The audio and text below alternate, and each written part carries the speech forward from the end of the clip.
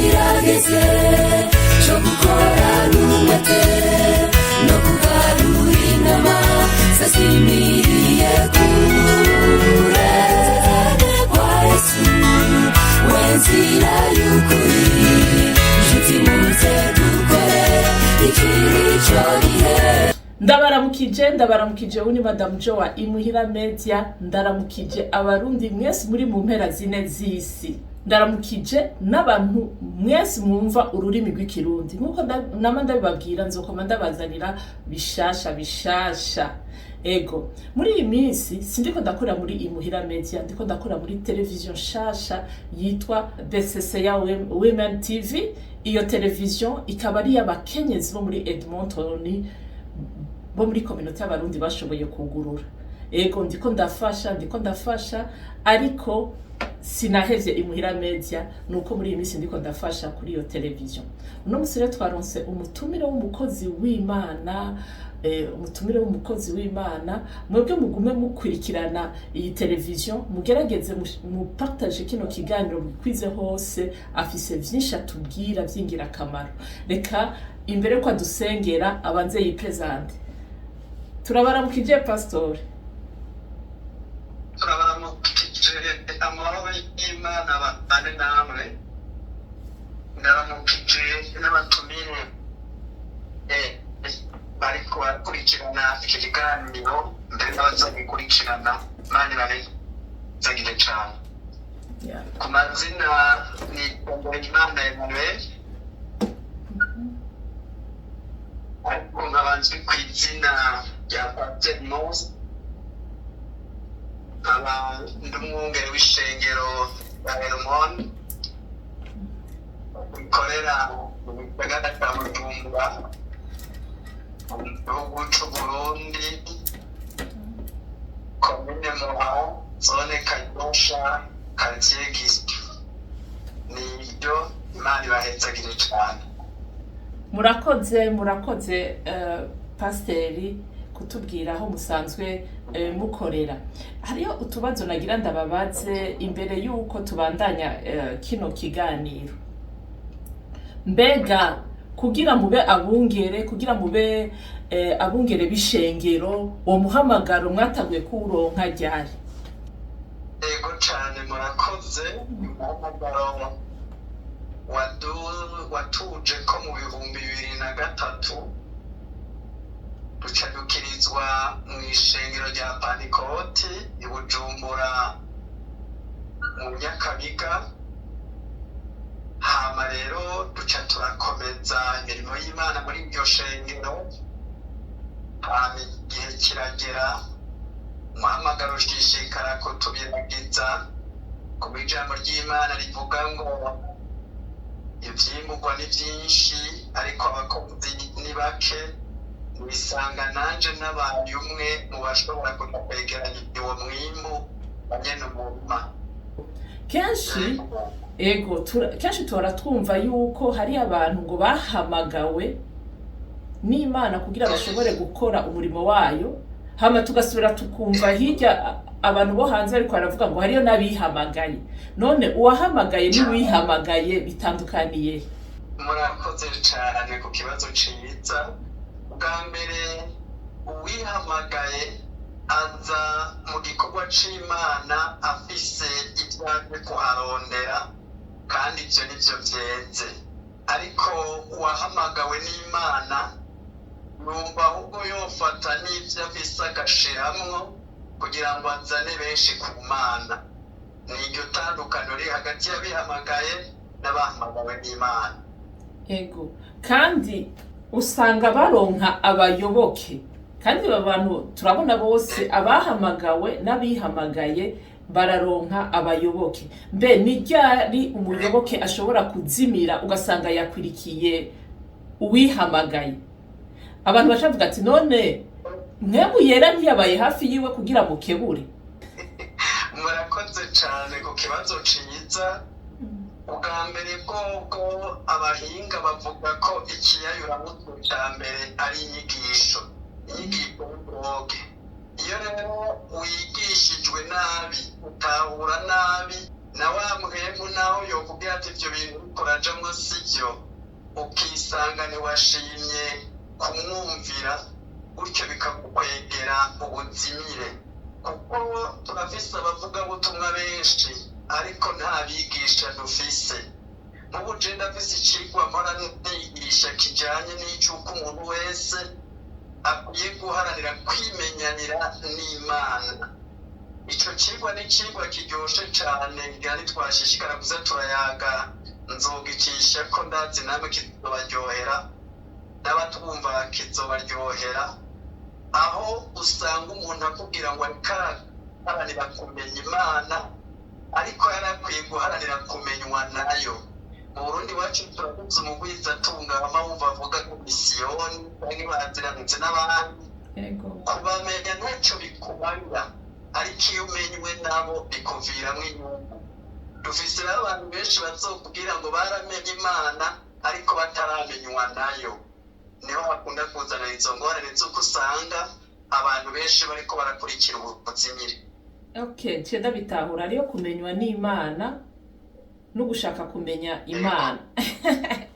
Usanga kubitahura biba bitoroshe cyane. Mugabe imbere ko tuganirira ikiyago cacu ubwo butumwa bwiza nk'abakeneye kubwumviriza nk'abaza kumva umenga bokenera kubukurikirana bo bikurikirana babusanga mwihe platform tabaca ku rubuga nyene kuri televiziyo yanyu akaba ariho tuzohora turatisha mubitwemereye n'igisabo mubitwemereye. Yego oya ntawo kwanka kuko bisanzwe televiziyo yacu namwe pastor reka turonke akanya ko kubamenyesha ni televiziyo abakenyezi bo muri Edmonton nibo bahisemo kuba barakorera mu bisata bine.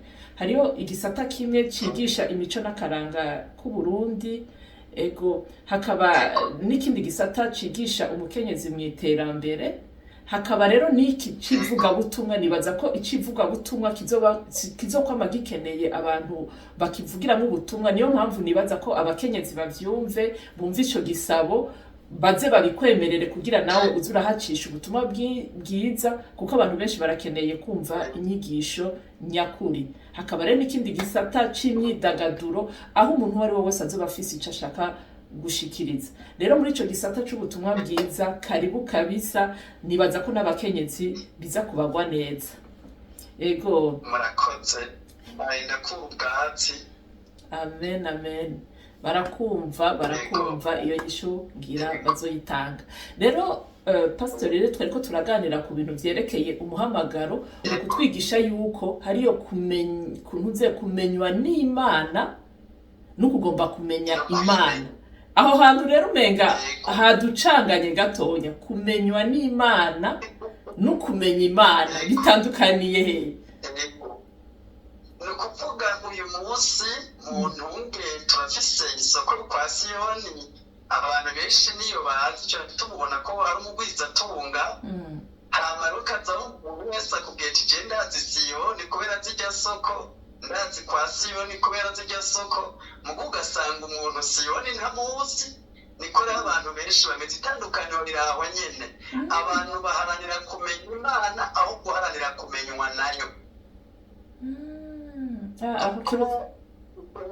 Igenza kubanza Siyoni ntaza kunca ko ngo anyungurutse bandibukanye mu nzu ntazondihira nuze minerevare y'umwana ntazondihira, ariko igenza kumenywa na Siyoni azitwara ikibiriko biramba ko byose gukaranze.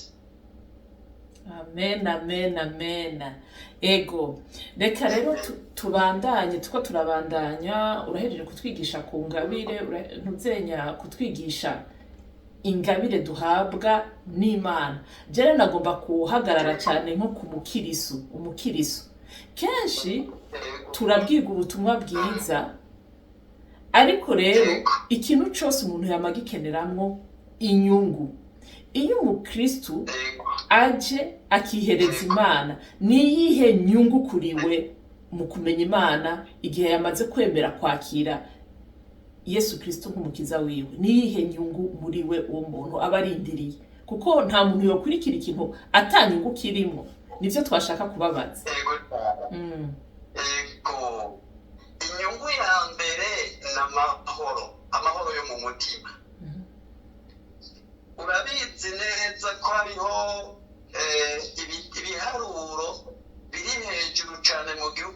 cacu c'abantu twita abirimizi, aho ushobora gusanga umuntu yarimbuye mugihe ivyo yimbuye akabimarira mu isoko, agasigara abana bamugwariye ko kwashika yari yarimbuye kugira ngo agure itabi, agure inzoga, aje mu zindi ngeso z'ubuhumbu. Ariko iyo umuntu yakiriye Yesu nk'umwami n'umukiza mu bugingo bwiwe, inyota y'inzoga irahagarara, inyota yo gushurashura igahagarara, inyota y'ibyo biyaramutwe igahagarara. Mu muryango hatari hatekanye hagatekana. Inyungu ya mbere umuntu akura mu gakiza ni amahoro yo mu mutima, aheza agaca asasagara no mu muryango. turatwumva yuko badusezeranira n'ijuru rimwe rimwe. cyane rwose, mugabo urumva umuntu utamweretse inyungu z'iby'ubugingo, umenga ibya hariya anya atarabishikira azocika intege. Nabanza abone ko kuba rose amahoro yo mu mutima, yari kunywa amusiteri 13, yinywera igikombe c'amazi akumva inyota iraheze, yari gufata televiziyo yaguze amafaranga menshi akayikubita umugore mu mutwe, agacaca kwa muganga, mu rugo hakarara amakorasi n'amasengesho. Iyo niyo nyungu ya mbere mu by'ubugingo gusumba iyindi yose. Ego murakoze cyane kuri uwo muco muduhaye ku nyungu abantu benshi baba bakeneye, kuko umuntu wese ikintu cyose ajamwo yama akeneye inyungu. Mugabo rero hari ibindi bintu by'amatsiko nari nifuza kubabaza, kubera kenshi iyo abantu bakiriye agakiza bavuga ati turashitse muri rya paradizo kweri, basha bayibaye bya bigorane byose turabisezeye. Eske kuba mu gakiza ni paradizo umuntu abashitsemo? Kuko benshi, niyo mpamvu benshi iyo bashitse bakahura n'ibintu bibagoye, uzibona ko agakiza baragaheze. Aho hantu rero naho nyene hahora haducanganya gatoya. Kirumvikana cyane. Ubwa mbere bwobwo umuririmbyi yavuze ngo nta mahoro azohora, nta ibyago bizoshira, gushika icaha no kubitsinzwe na Yesu. Nico kigwa naco nyene tuzogishika ko, kuko ndafise teme ivuga ngo ibigeragezo ntibihera bihindura isura. Nimba ufise ikibazo cyo kugira inzara uyu munsi, ejo uzogira ikibazo cyo kubura apeti. Nimba ufise ikibazo cyo kuba munini uyu munsi, ejo uzogira ikibazo cyo kuba muto. Umuntu akiri mw'isi rero yomenya ko agiye mu rushengero, no kumenya ngo intambara zahora zimusanga mu kabare, zikamusanga mu bapfumu, zikamusanga mu bintu bitagira ikimazi, zizobura kumusanga mu rusengero rurwanya Satani se w'ibibi. Ibambe baba bihenze cyane, intambara ziteza kwama ziriho, ariko dutabarwa no kuba tuba dufite umugaba w'ingabo Kristo Yesu aheza akadutsindira izo ntambara uko zije kose. Muravyumvise rero, murumvise abantu benshi usanga bafise utubazo duto, kuko benshi aho nyene niho bakunda gusanga bagiriye mu buzimire, bogasanga bagiye guhitamo aho nuze. Kubera iki? Hari ububazo bagira buto, mugabo ugasanga nta nyishu baronkeye ubwo nyene. Ego none kenshi niki mu nyigisho wowe uvyiyumviriye kugira abantu bashobore gutandukanya inyigisho z'ukuri n'inyigisho zitari z'ukuri? Ni zihe nyigisho tuzobona tukazita ubuzimire? Nk'akarero woduha nk'akarero kamwe k'inyigisho tuzobona tukaba tumenya ahantu twinjiye siho.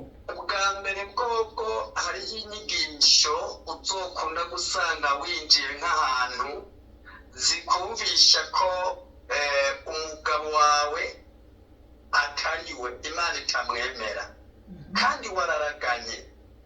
Ahandi naho wahaja bakakubwira ngo mama wawe cyangwa so wawe niwe muntu wa mbere mubi, itandukanye nawe. Ari naho ikorasi zimwe bavuga ngo naho mama na papa bomeba ngo warahazonyitorera. Gutyo ugasanga ayari amasengesho yo kuzana ubumwe, azanye injyane mu ngo n'imiryango. Ivyo ukibibona bisaba ko ucumva yo wamaze kuja mu buzimire. Ego kuko rero n'izindi nyigisho usanga abantu, urabona ko abantu twese turafise indoto, turafise ivyo dushaka gushikako. Hariyo n'abantu muranumva ngo tuzogusengera ngo uronke passport kuja muri Amerika, tuzogusengera uronke passport kuja muri Australia, ukacumenga twebwe abakirisu tuje nyene kurondera iyo pasiporo nyene ari utuntu twinshi muranumva nyene nkavuga ati none Imana yahisemo yuko tuyikurikira kugira iziduha amapasiporo cyangwa ngo tuzogusengera uronke umuduga tuzogusengera uronke inzu ugasanga batwemerera ibintu uzi kugira ubishikire ubanza gusohora amaboko kuko nta muntu n'umwe yoronka umuduga atikeze asohora amaboko kugira abanze yunguke hamaronke ubwo buryo bwo kugura umuduga mugabo akadusengera ati tuzoronka imiduga tukaca twicara tugatekereza tukarindira ko umuduga uzoboneka tuzoronka inzu tukicara tuguma tuyirindiriye ukaca usanga umwanya wacu utakarira mu kurindira aho gusohora amaboko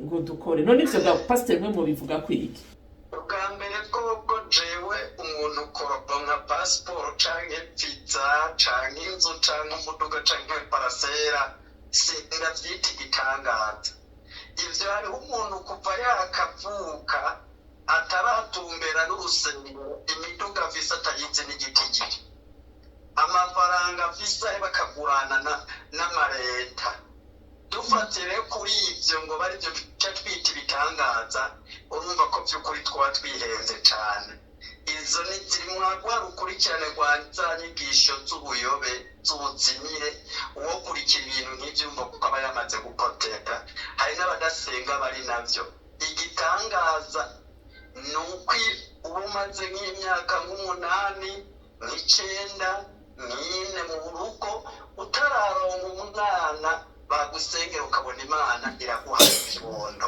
kuko umurundi yavuze ngo parasera na pizza bayabukuri cyo zigitangaza murakoze cyane pastori kuduha umuco ubwo bwari ububazo bwinshi abantu bagendana mu mitima baba bakeneye kumenya bakamenya ati kumenya Imana ni hehe twogenda kuko benshi barazimirira muri ivyo bintu cyane gose hama bagatangura gucanganikirwa bamara gucanganikirwa bakaca banka uruhongore rw'Imana rero murumva ko ari inyigisho nyinshi zizoza ziravugwa ego abakenyezi nibamara kumuha uruhusha muzovyumva muzokumva izo nyigisho zitandukanye kugira zibatandukaniriza ubwo buzimire mumenye twebwe abakunda Imana tumenye inzira nziza dukwiye gucamo nuko rero pastori imbere yuko duhava dusezerana twashaka kuguha umwanya wawe ugire icyo woshikiriza abantu bose baba bariko barakurikirana ino televiziyo BCC ya Women TV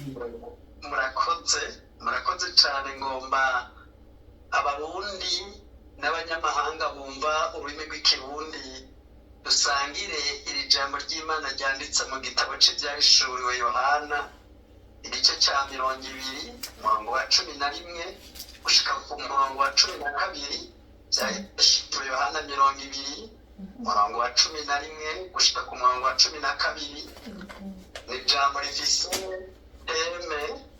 ivuga ngo andikisha izina ryawe mu gitabo c'ubugingo andikisha izina ryawe mu gitabo c'ubugingo birashoboka ko umuntu yubakana n'umuntu batanditswe ico gihe n'abafise amategeko amukingira birashoboka ko umuntu ashobora gukora muri sosiyete cyangwa mw'ishirahamwe runaka ico gihe iyo hagize ibiba muri iyo sosiyete cyangwa muri iryo shirahamwe kubera atahantu aba yanditse iyo hagize igihe cy'uko batunganiriza abanditse wewe ataha nk'uvuye kuragirira inarume niko babivuga mu kirundi iwacu hano rero Yohana ari mu izinga Patimo ariko arababazwa azira gushingira intara ya Kristo yarahishuriwe ibitabo byinshi biri imbere y'Imana ku meza y'Imana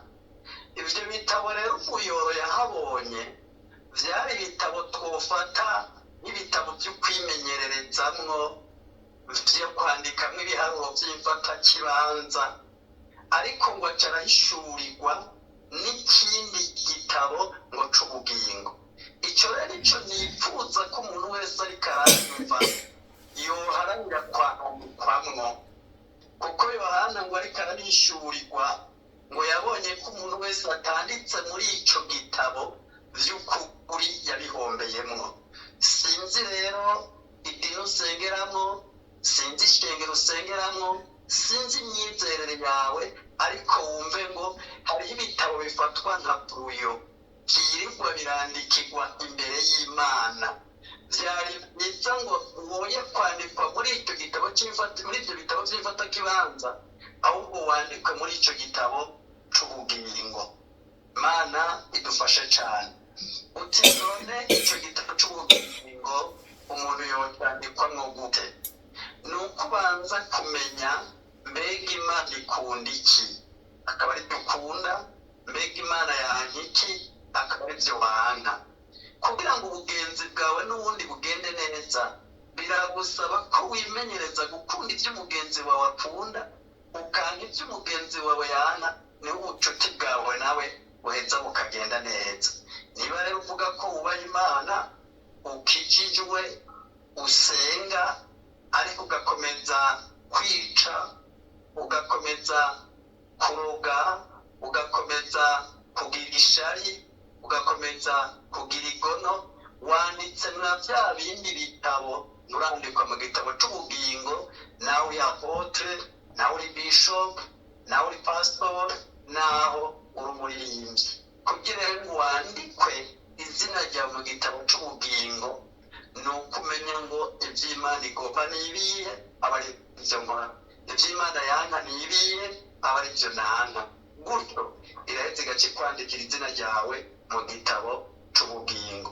Woba wifuza ko izina ryawe ryandikwa mu gitabo c'ubugingo, fata ingingo bicitwa uyu munsi. Iyo umuntu agiye kwihana cyangwa kwatura cyangwa kwirega, bivana n'uko muvyita, mugabe Imana ikabona bijya bintu by'umuntu yihanye, araza kubisubiramwo. Nejo azobikora, naho igihe azobikora, kuko hari abantu bihana kugira ngo basenge, hari abantu batura kugira ngo baronke akanya ko kwinjira mu nzu y'Imana, ariko bashika muri quartier bazananye, bashika mu miryango ibyo bazananye pagana atazi urusengero. Bene abo bantu rero Imana ntita umwanya ngo amazina yabo yandikwe muri cya gitabo c'ubugingo, ibandika mwa bya bindi bitabo twafashe nka buruyo. Tera intambwe rero twisunziye imirongo muzokwisomera mwebwe nyene nababwiye hanyo, kugira ngo bikunde izina ryawe yoye kuguma muri buruyo, ahubwo ryandikwe mu gitabo c'ubugingo. Imana ibahezagire cane. Murakoze pasiteri. Ego, reka rero mu gusezera tubahe umwanya, kumbure muri iyi mesaje utanze ntihabura 2 canke 3 bumva bakozwe ko udusengere kugira dusozere kino kiganiro. Murakoze cyane. Dusenga Imana. Mana data wa twese uri mw'ijuru, niwe watanze umwana wawe Kristo Yesu ukunda, kugira ngo umwizera wese umukize kuzopfa rubi. Ariko twebwe abana b'abantu turarwa ishinga n'ukwihemukira. Abantu turakizwa ariko ntiduhinduka. Abantu turafise aho twinjirira, gutyo tukabyitiranya no gukiza no gukizwa. Nicyo gituma ndakwinginze ngo uyu mwanya bariko baranyumva, bari byaranse ko bihanira kureka, byari byaranse ko bafata ingingo ku byaha byabananiye kureka, byabateza kwandikwa mwa bya bindi bitabo bya buruyo. Byari byaranse ko amazina yabo kugwa muri ibyo bitabo bya buruyo ngo yandikwe mu gitabo c'ubugingo, ariko kumva z'uko bumvise iri jambo bavuze bati nanjye ndifuza ko izina ryanje ryo kwandikwa mu gitabo c'ubugingo. Ubibakorere Mana mu izina rya Yesu Kristo, kugira ngo bikunde wa munsi nzambi zovuga canke urupfu ruje kubakura mw'isi. Umwe wese ko tutazogira rimwe, iyo urupfu ruje rutwara ubugeze, ritwara ubushikiriwe, nyakubahwa uzoca udutera iteka, tuze dusanga amazina yacu yanditse mu gitabo c'ubugingo. Urakoze rero uyu muntu abisavye ubimukorere, ku izina rya Data n'iry'Umwana n'irya Mwemu Yera tubisenze guco. Amen. Amen. Imana ibahezagire.